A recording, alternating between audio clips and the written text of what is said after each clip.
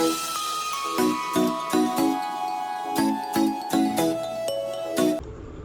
जी बच्चा पार्टी, कैसे हैं आप लोग। आई गेस स्टाफिंग का जो प्रीवियस पार्ट था वो आप लोगों ने कर लिया होगा, आपको समझ में आ भी गया होगा।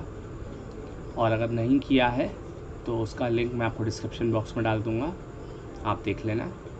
और ये तो सेकंड पार्ट है इस चैप्टर का। इस चैप्टर में हम कुछ टॉपिक कवर करेंगे। ऑलमोस्ट मैं कोशिश करूँगा पूरा चैप्टर कवर हो जाए, ठीक है।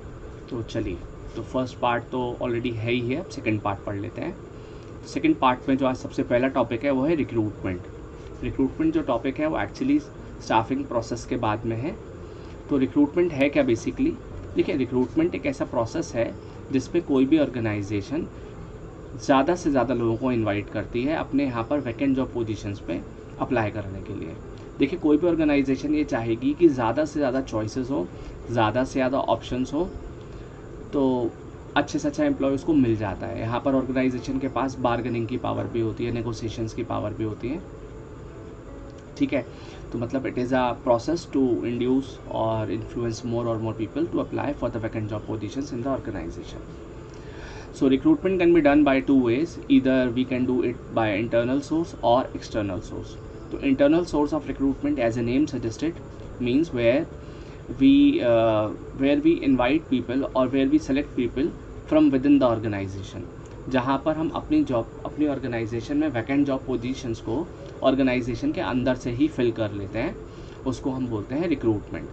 जैसे मान लीजिए आपके स्कूल में वाइस प्रिंसिपल की पोस्ट वैकेंट है, तो स्कूल में से किसी भी एक एलिजिबल एचओडी को, जो कि काफ़ी एक्सपीरियंस्ड है, कैलिबर्ड है, उसको वाइस प्रिंसिपल की पोस्ट दे देना. तो ये होता है आपका इंटरनल सोर्स ऑफ रिक्रूटमेंट, यानी ऑर्गेनाइजेशन की वैकेंट जॉब पोजीशन को ऑर्गेनाइजेशन के अंदर से ही फिल कर देना, ठीक है. अब इंटरनल सोर्स ऑफ रिक्रूटमेंट जो है वो 3 तरीके से हो सकता है, जिसमें सबसे पहला है ट्रांसफ़र, दूसरा है प्रमोशन और तीसरा है ले ऑफ. तो देखिए, ट्रांसफ़र में क्या होता है, जहाँ पर हम एक एम्प्लॉय को एक डिपार्टमेंट से दूसरे डिपार्टमेंट में भेज देते हैं, एक शहर से दूसरे शहर में भेज देते हैं, सेम जॉब पोजीशन पर, सेम सैलरी थोड़ी बहुत चेंज हो सकती है, बट उनकी अथॉरिटी सेम होगी, जॉब टाइटल सेम होगा. तो ट्रांसफ़र मतलब एक जगह से दूसरी जगह पर भेज देना, ठीक है. ये होता है आप लोगों का ट्रांसफ़र. इसके बाद प्रमोशन होता है. प्रमोशन मतलब जहाँ पर हम ऑर्गेनाइजेशन में एम्प्लॉय को एक पोजीशन से दूसरी पोजीशन पे भेज देते हैं, यानी नीचे की पोजीशन से ऊपर की पोजीशन पे भेज देते हैं, ठीक है. इसको हम बोलते हैं प्रमोशन. अब प्रमोशन में रिस्पॉन्सिबिलिटीज़ बढ़ जाएंगी, प्रेस्टीज बढ़ जाएगा, ऑर्गेनाइजेशन से मिलने वाली फैसिलिटीज़ बढ़ जाएंगी, पे बढ़ जाएगा, अथॉरिटी बढ़ जाएगी, जॉब टाइटल इंक्रीज़ हो जाएगा. ये प्रमोशंस होती हैं. और थर्ड होता है ले ऑफ. देखो, ले ऑफ का मतलब होता है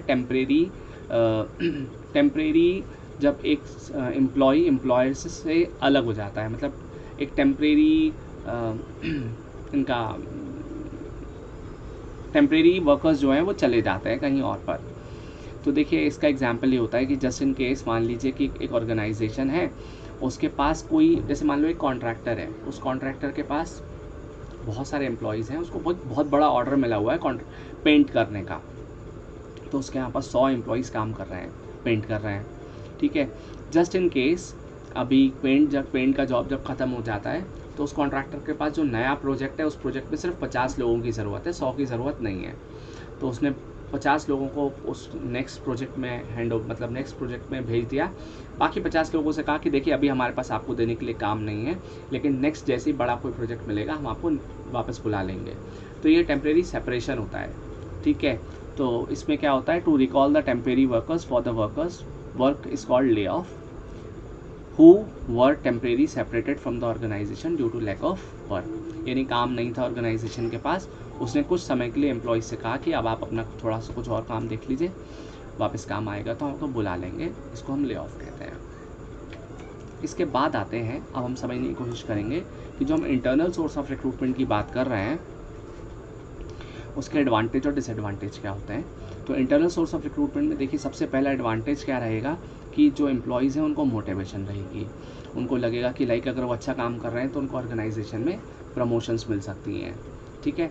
internal recruitment also simplifies the process of selection and placement. Internal source of recruitment कहीं ना कहीं देखो सिंपल प्रोसेस है, आराम से एम्प्लॉय को हम प्लेस कर सकते हैं, एक पोजीशन से अपर पोजीशन पे प्लेस कर सकते हैं, और उनको सेलेक्ट करने का भी प्रोसेस सिंपल होता है, क्योंकि यहाँ हम एम्प्लॉय को जानते हैं, उनका बिहेवियर समझते हैं। जैसे कि अगर मान लीजिए कि एक ऑर्गेनाइजेशन में सेल्स मैनेजर की पोस्ट वैकेंट है, तो असिस्टेंट सेल्स मैनेजर्स जो भी होंगे उनमें से हमने किसी एक को सुपीरियर पोजीशन दे दी सेल्स मैनेजर की, तो जिस भी आदमी को हमने ये सेल्स मैनेजर की पोस्ट दी होगी, हम उसका बिहेवियर पहले से जानते होंगे, उसका वर्क करने का स्टाइल समझते होंगे, ठीक है। तो नो वेस्टेज ऑफ टाइम, यहाँ पर देखो थोड़ा टाइम भी कम खर्च होता है, ऑर्गेनाइजेशन में चूज़ करना भी मतलब आराम से आप जल्दी चूज़ कर सकते हैं एम्प्लॉय को, साथ साथ उसको ट्रेनिंग या डेवलपमेंट में ज़्यादा बड़ा टाइम नहीं लगता, ठीक है। और filling the jobs internally cheaper, मतलब एक चीपर सोर्स ऑफ रिक्रूटमेंट होता है। इसकी लेकिन कुछ लिमिटेशंस भी हैं। देखो पहले लिमिटेशन क्या है कि देखो ऑर्गेनाइजेशन के पास फ्रेश टैलेंट नहीं आता, जो ऑलरेडी काम कर रहे हैं ऑर्गेनाइजेशन में वही मिलेंगे चॉइसेस आपको, तो कोई नया बाहर से अच्छा फ्रेश टैलेंट नहीं मिलता, ठीक है। इसके बाद एक और प्रॉब्लम है कि कई बार क्या होता है कि एम्प्लॉयज़ लथार्जिक हो जाते हैं, मतलब लाइक एक पॉइंट ऑफ टाइम के बाद एम्प्लॉय को जब प्रमोशन मिल जाती है तो वो अच्छा काम करने की कोशिश नहीं करते। Spirit of competition among the employees में भी हैम्पर्ड, मतलब एम्प्लॉयज़ क्या है कि स्पिरिट ऑफ कॉम्पिटिशन की स्पिरिट नहीं होती, उन्हें मालूम है कि एक पॉइंट ऑफ टाइम के बाद उनका प्रमोशन हो ही जाएगा। अच्छा, कभी कभी हम ट्रांसफ़र भी करते हैं, ज़रूरी नहीं है कि हम इंटरनल सोर्स ऑफ रिक्रूटमेंट में प्रमोशन ही करें, हम ट्रांसफ़र भी करते हैं। तो ट्रांसफ़र में क्या होता है, देखो एक डिपार्टमेंट से हमने दूसरे डिपार्टमेंट में एम्प्लॉय को भेज दिया, एक शहर से दूसरे शहर में भेज दिया, तो कई बार क्या होता है कि जब हम उसको फ्रीक्वेंट ट्रांसफ़र कर रहे होते हैं तो उसकी प्रोडक्टिविटी भी हैम्पर होती है, वो अकाउंटेबिलिटी भी नहीं लेना चाहता, ठीक है। तो ये भी इसका एक लिमिटेशन है, ठीक। चलिए अब बात करते हैं एक्सटर्नल सोर्स ऑफ रिक्रूटमेंट की। जैसा कि नेम सजेस्ट कर रहा है, एक ऐसा रिक्रूटमेंट का सोर्स जिसमें हम एम्प्लॉय को बाहर से लाए हैं, मतलब हमने अपनी वैकेंट जॉब पोजीशंस को फिल करने के लिए एम्प्लॉय को बाहर से इनवाइट किया है, उसका इंटरव्यू लिया है, तब हमने उसको रखा है, ठीक है। अब इसके मेरिट समझ लेते हैं। तो देखो पहला मेरिट क्या है, क्वालिफाइड पर्सोनल। देखो कई बार क्या होता है इंटरनल सोर्स ऑफ रिक्रूटमेंट में हम एम्प्लॉय को प्रमोशन नहीं दे सकते, क्योंकि हमें कुछ ऑर्गेनाइजेशन में ऐसा होता है कि हमें मालूम है कि जो सबऑर्डिनेट्स हैं उस लाइक है ही नहीं कि हम उनको प्रमोट करें। तो जब हम एक्सटर्नल से बाहर से एम्प्लॉय लाते हैं तो हमारे पास क्वालिफाइड लोग आ जाते हैं, ज़्यादा चॉइसेस होती हैं, वाइडर चॉइसेस, हमारे पास ज़्यादा ऑप्शंस होते हैं एम्प्लॉयज़ को चूज़ करने के, नया ब्लड ऑर्गेनाइजेशन के अंदर आ जाता है, मतलब फ्रेश टैलेंट ऑर्गेनाइजेशन में आ जाता है। और कॉम्पिटिटिव स्पिरिट, देखो ऑर्गेनाइजेशन जब बाहर से आते हैं तो वो कॉम्पिटिटिव स्पिरिट के साथ आते हैं, वो अच्छा काम करने की कोशिश करते हैं ताकि ऑर्गेनाइजेशन में उनकी सस्टेनेबिलिटी रहे, ऑर्गेनाइजेशन में उनको आगे परमानेंसी मिल सके, इसलिए वो अच्छा काम करते हैं, बाहर से आते हैं एम्प्लॉय, तो ये इनका एडवांटेज है। अब बात करते हैं इसके डिसएडवांटेज की। तो देखो डिसएडवांटेज क्या है, देखो एक तो कॉस्टली प्रोसेस है। कॉस्टली प्रोसेस क्यों है, बाहर से एम्प्लॉय लाओगे, इंटरव्यू दोगे, उसका न्यूज़पेपर में पब्लिश करोगे, इंटरव्यू लोगे, तो थोड़ा कॉस्टली प्रोसेस पड़ता है, ये लेंदी भी प्रोसेस है, टाइम कंज्यूमिंग प्रोसेस होता है। इसके अलावा एक जो बहुत इंपॉर्टेंट पॉइंट है, जो पॉइंट नंबर 1 आपकी स्क्रीन पे दिख रहा होगा, डिससेटिस्फैक्शन अमंग एग्जिस्टिंग एम्प्लॉयज़।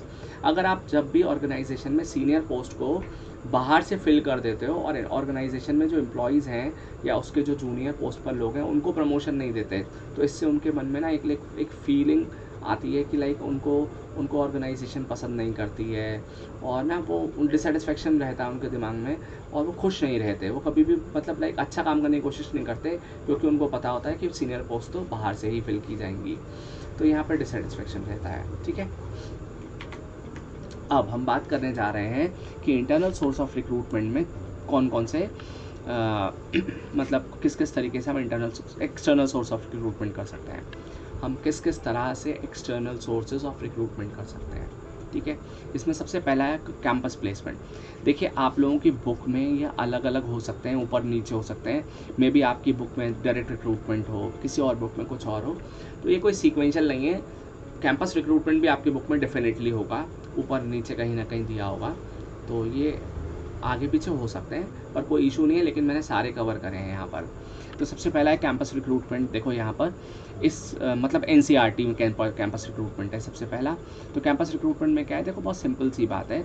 आजकल जो बड़ी अच्छी मैनेजमेंट ट्रेनिंग मतलब मैनेजमेंट वाले कॉलेजेस होते हैं, MBA BTech कराने वाले कॉलेजेस होते हैं, वो एक्चुअली क्या करते हैं, अपने यहाँ पर बड़ी बड़ी कंपनीज़ को इनवाइट करते हैं। इनका ना कनेक्शन होता है बड़ी बड़ी कंपनीज़ से।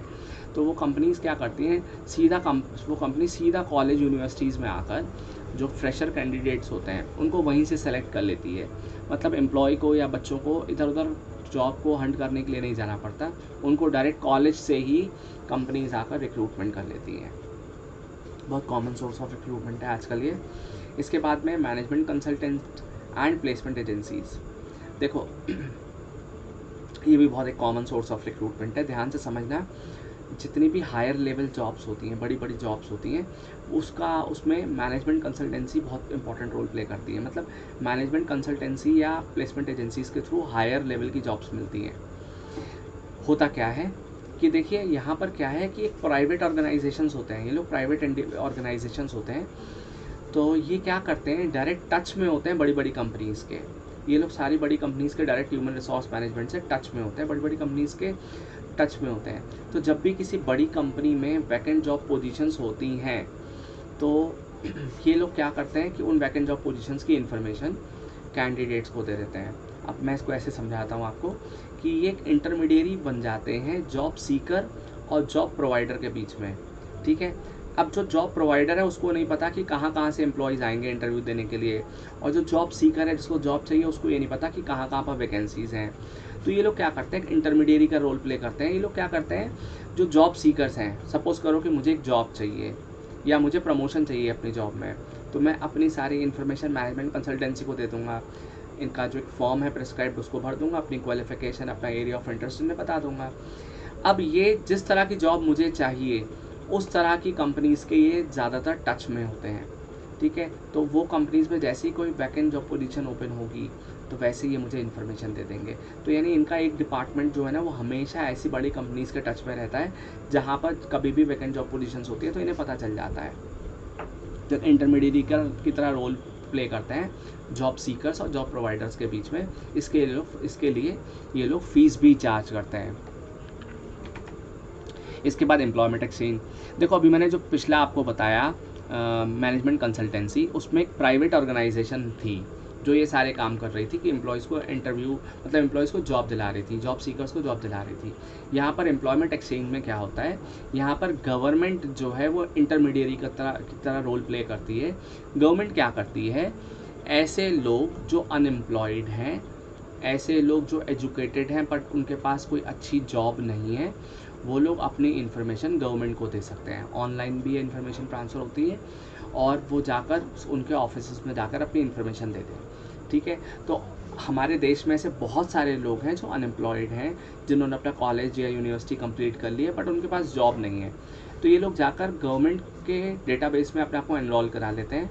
गवर्नमेंट फर्दर क्या करती है, इस डेटाबेस को या इस इंफॉर्मेशन को, अनएम्प्लॉयड लोगों की इंफॉर्मेशन को बड़ी बड़ी कंपनी को ट्रांसफ़र कर देती है।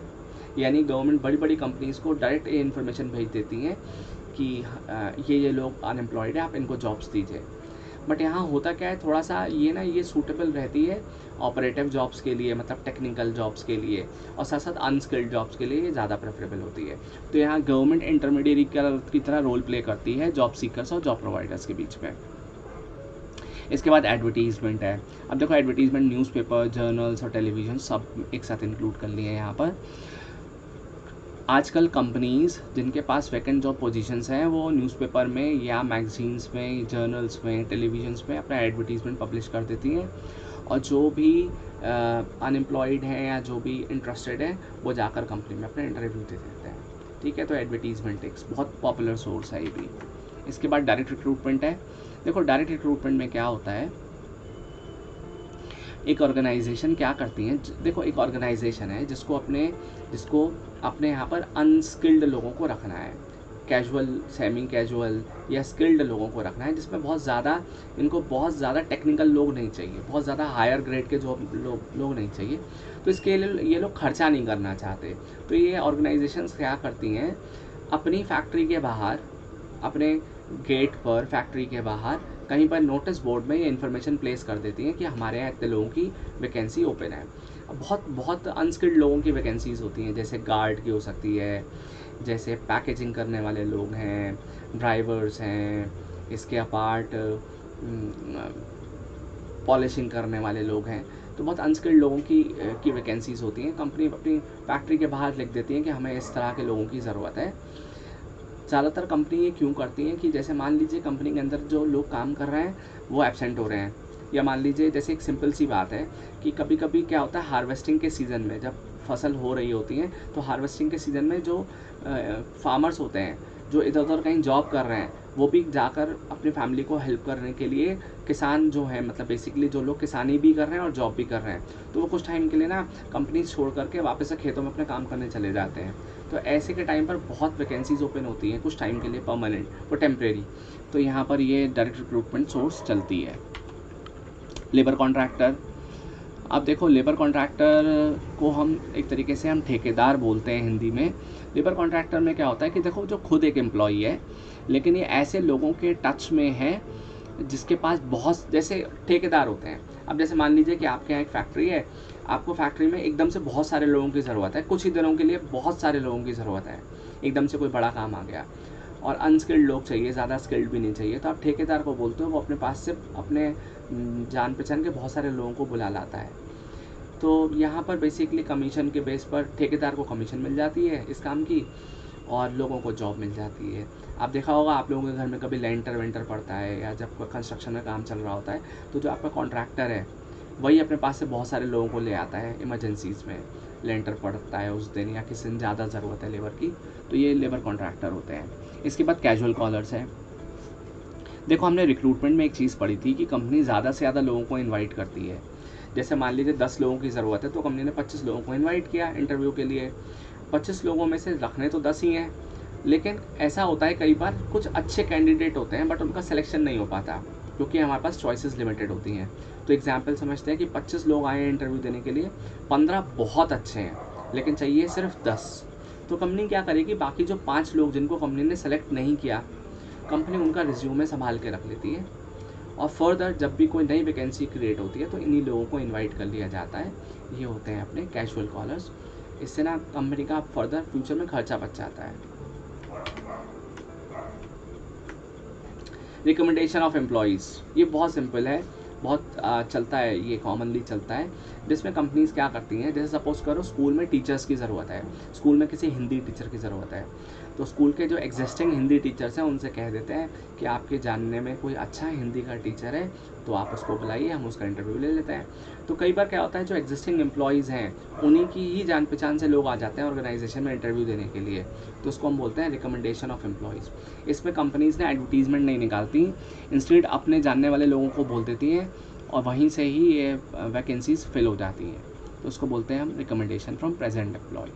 इसके बाद वेब पब्लिशिंग, आजकल बहुत कॉमन सोर्स है कि जो अनएम्प्लॉयड लोग हैं या जो एम्प्लॉयड भी हैं बट उनको प्रमोशन चाहिए, तो वो अपना इन्फॉर्मेशन जो है वो naukri.com, monster.com, timesjob.com, shine.com, indeed.com, jobstreet.com ऐसी कंपनीज़ हैं जहाँ पर जाकर अपनी इन्फॉर्मेशन दे सकते हैं। और फिर जब भी उनकी इन्फॉर्मेशन के हिसाब से अगर कहीं पर जॉब वैकेंट है तो ये कंपनी मेल वेल करके उनको इन्फॉर्म कर देती है। बहुत पॉपुलर सोर्स ऑफ रिक्रूटमेंट है, ठीक है। तो यहाँ पर हमारी sources of external recruitment complete हुआ। नेक्स्ट स्टेप है सिलेक्शन, ठीक है। अब देखो सिलेक्शन बड़ा अच्छा सा इंटरेस्टिंग सा स्टेप है। आपको पता है हमने स्टाफिंग में स्टेप्स पढ़े थे जिसमें हमने पढ़ा था estimating man power requirement, recruitment, फिर सिलेक्शन के बाद हम लोगों ने पढ़ा था placement and orientation, training and development. तो चलिए ये सिलेक्शन, एक्चुअली अगर हम सिलेक्शन अभी इसी वीडियो में कवर करेंगे तो काफ़ी लंबी वीडियो हो जाएगी, तो सिलेक्शन को अभी हम नेक्स्ट वाले पार्ट में कवर करेंगे, ठीक है। तो अगर मतलब सिंपल सी बात है, इससे प्रीवियस के जो स्टेप वो अभी तक जो भी आपने पढ़ा, जिसमें आपने यहाँ पर हमने क्या क्या कवर कर लिया था, यहाँ पर हमने कवर कर लिए हैं एक्सटर्नल सोर्स ऑफ रिक्रूटमेंट के टाइप्स। तो यहाँ तक अगर आप ये वीडियो आपको समझ में आई है और ये कंटेंट अगर आपको अच्छा लगा है और इनफैक्ट अगर आपको किसी भी तरीके से हेल्प हो रही है पढ़ने से, तो इस वीडियो को लाइक कीजिए अपने फ्रेंड्स को ये वीडियो शेयर करिए जिन लोगों को भी कहीं प्रॉब्लम आती है बिजनेस स्टडीज़ समझने में, ठीक है। अगर आप नए हैं, पहली बार यहाँ इस चैनल पर हैं, तो इस वीडियो को आप मतलब इस चैनल को सब्सक्राइब भी कर सकते हैं, ठीक है। अब आगे के जो पॉइंट्स हैं, आगे के जो रिमेनिंग टॉपिक हैं, वो हम नेक्स्ट वीडियो में कवर करेंगे, ठीक है।